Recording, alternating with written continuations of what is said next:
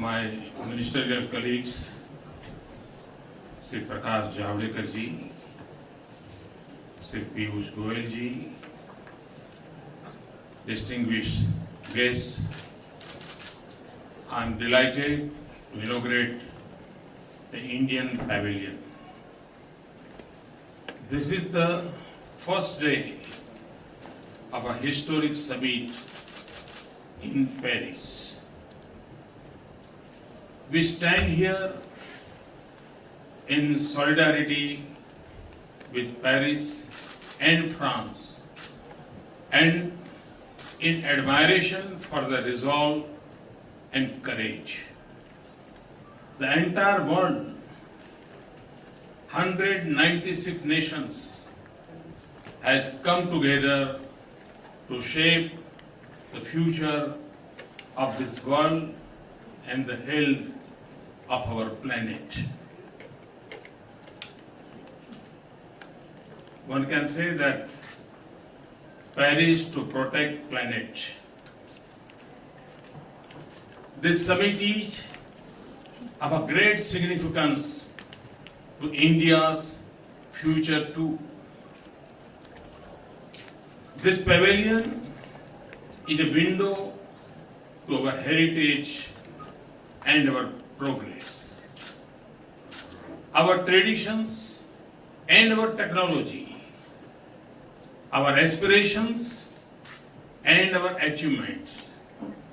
India's new economic momentum is a subject of international attention and a source of global opportunity.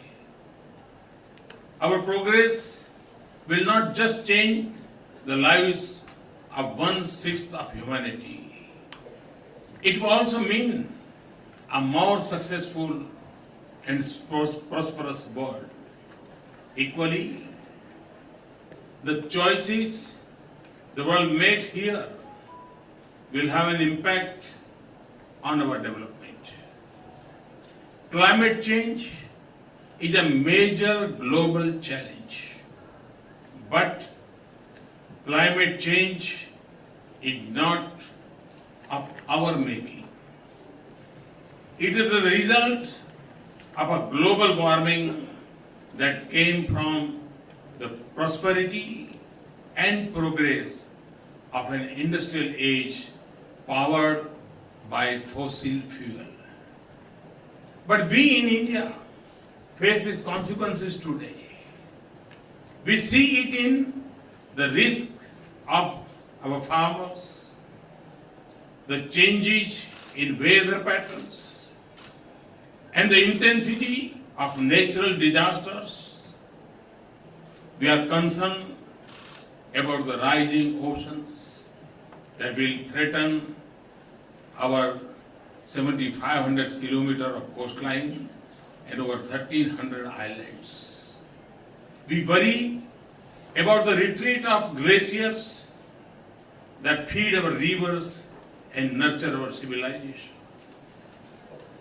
That is why the outcome in Paris is so important. That is why we are here. We want the world to act with urgency. We want a comprehensive, equitable, and durable agreement which must lead us to restore the balance between humanity and nature, and between what we have inherited and what we will leave behind. This will mean a partnership in which those who have the luxury of choices and the capability of technology will make adjustment to sharply reduce their carbon emission. The extent of their commitment and the strength of their action must be consistent with the carbon space they occupy. And they must leave enough of what is left of our carbon space to let developing countries grow. They should share resources and technology with those who live between want and hope so that we can meet the universal aspiration for clean energy. It will also mean that the developing world will also try to have a lighter carbon footprint on their growth path.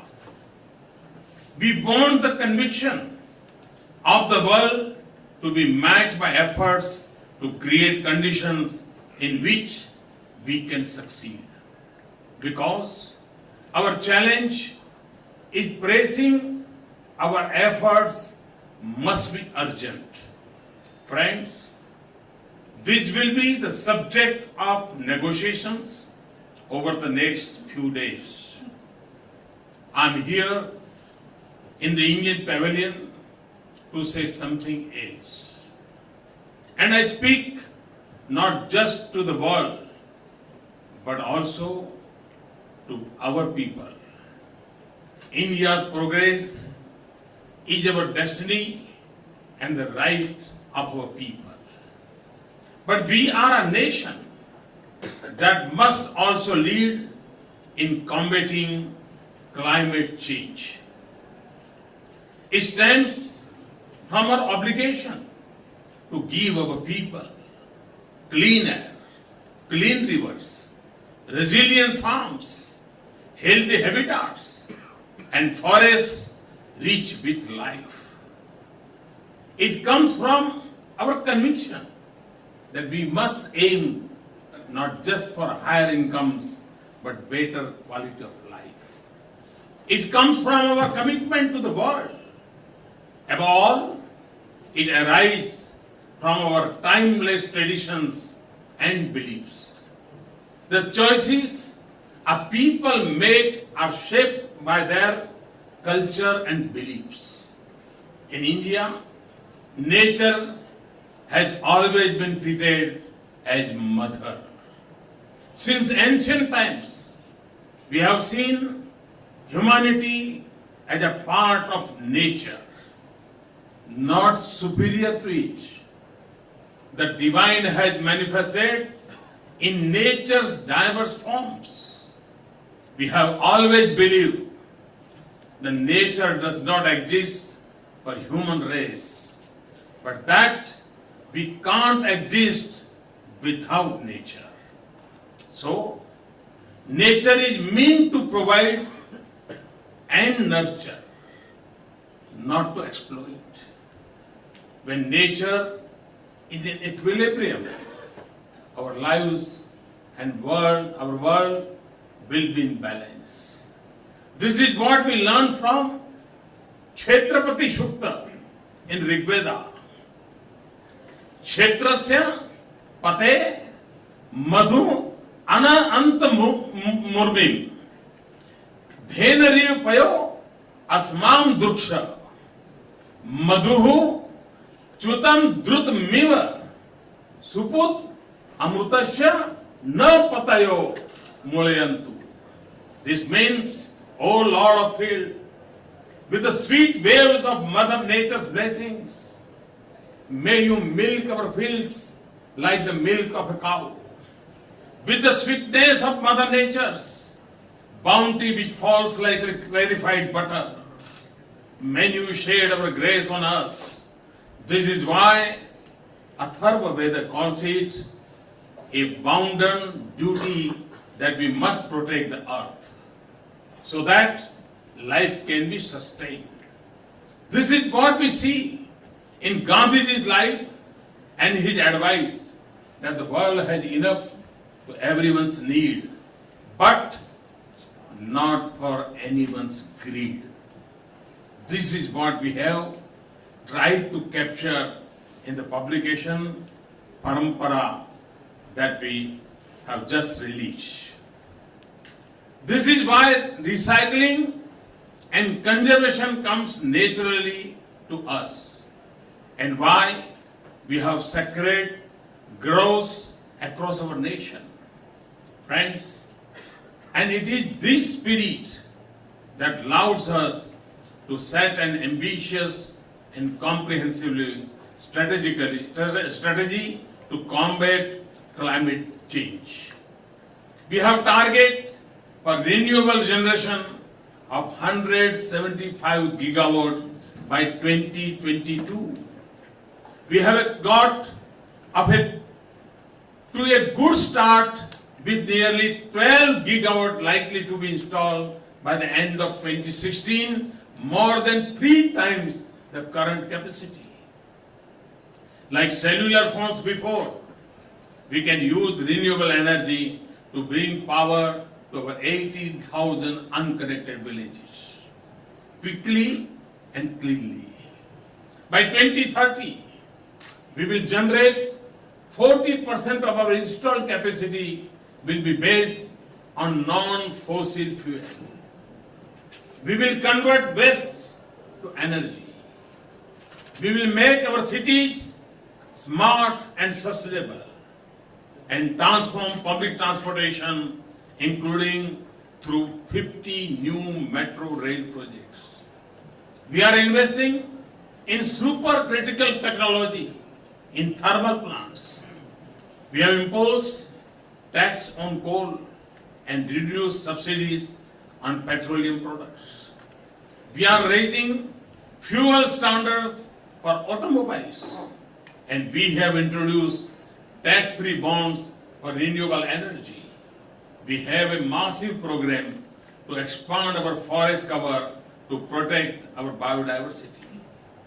In the past few months, millions of households have switched to LED bulbs, and we have plans to replace diesel by fuel cells to power the thousands of our telecom towers.